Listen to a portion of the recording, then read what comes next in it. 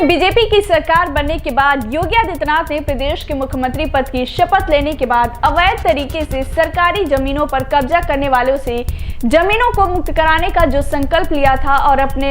मातहतों को इसके लिए सख्त निर्देश भी दिए थे, उसका असर गौतम बुद्ध की धरती सिद्धार्थनगर जिले में भी दिखने लगा है। योगी के इस काम को करने का बीड़ा उठाया है जिले के डुमरियागंज के उप जिलाधिकारी त्रिभुवन प्रसाद और विधायक डुमरियागंज राघवेंद्र सिंह ने। पिछले 3 महीने से लगातार विधायक की पहल पर जिले की डुमरियागंज विधानसभा क्षेत्र में 25 जगहों पर कई भूमाफियों कब्जे से अब तक करीब 204 एकड़ भूमि को कब्जा मुक्त कराकर उप जिलाधिकारी न्यायालय द्वारा निरस्त कर सरकारी भूमि घोषित कर दिया है। सरकारी जमीनों को लगातार अवैध कब्जेधारियों से मुक्त कराए जाने को विधायक ने अच्छा कदम बताते हुए कहा कि ये जो जमीनों को खाली कराया जा रहा है, इन जमीनों पर जल संचयन के लिए पोखरा, हॉस्पिटल, पार्क, किसान कल्याण केंद्र सहित अन्य विकास कार्य कराए जाएंगे, जिसका सीधा फायदा आम जनमानस को होगा। 3 महीने से एंटी भूमाफिया लगातार चलाया जा रहा है और अब तक 204 एकड़ भूमि को खाली कराया जा चुका है। अभी तो ये शुरुआत हुई है, आगे भी जिन लोगों ने सरकारी जमीनों को अवैध तरीके से अपना लिया है उससे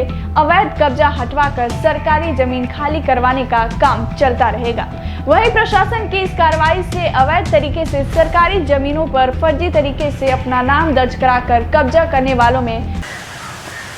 एसडीएम साहब, अभी हम रास्ते से आ रहे थे तो भी जो जगह आपने हमें दिखाई है, जब हम यहाँ डुमरियागंज के लिए आए तो वहाँ लोगों ने बताया भैया इस पे जो है ये खाली तो हुआ है, लेकिन इस पे अच्छे काम के लिए खाली हो, लेकिन इस पे कई मुकदमे भी मतलब जो है दर्ज हो गए हैं। ऐसे में तो क्या ऐसा क्या मामला था, कुछ बताएंगे?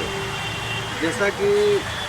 सरकार की स्कीम है एंटी भूमाफिया अंतर्गत कि जितने लोगों ने या जिन लोगों ने सरकारी भूमि पर कब्जा कर रखा है उनके विरुद्ध प्रभावी कार्रवाई हो और एंटी भूमाफिया अंतर्गत कार्रवाई की जाए। उसी क्रम में आपने देखा कि अभी ताल की जो भूमि है, जिसे पिपराहा ताल बोलते थे, उस ताल पे फर्जी इंदराज करके लोगों ने 17 बीघा ज़मीन पे अपने नाम चढ़ा लिए थे और वो बहुत कीमती ज़मीन है। उस ज़मीन पर लोग आए दिन लड़ते झगड़ते रहते थे, लेकिन जब अभिलेख देखा गया पुराने तो उसमें पाया गया कि वो ताल की ज़मीन है जिसके फर्जी इंदराज को खारिज किया गया और जिन लोगों द्वारा उसके फर्जी इंदराज कराया गया था उनके खिलाफ मुकदमा दर्ज किया गया। लगभग 78 से ज़्यादा लोग हैं उनके विरुद्ध मुकदमा दर्ज किया। तो ये सख्त कार्रवाई इसीलिए की गई है ताकि कोई भविष्य में सरकारी अभिलेखों से छेड़छाड़ ना हो। जिस हिसाब से आप लोगों ने सारी ज़मीनों को निकाला है, जाहिर सी बात है अवरोध तो काफ़ी हुआ होगा, गतिरोध भी हुआ होगा, उसमें कुछ काम में अड़ंगे भी लगाए गए होंगे, तो ऐसे इससे निपटने के लिए क्या किया आपने? सही बात तो ये है कि क्योंकि माननीय विधायक जी की भी इच्छा थी कि इस पर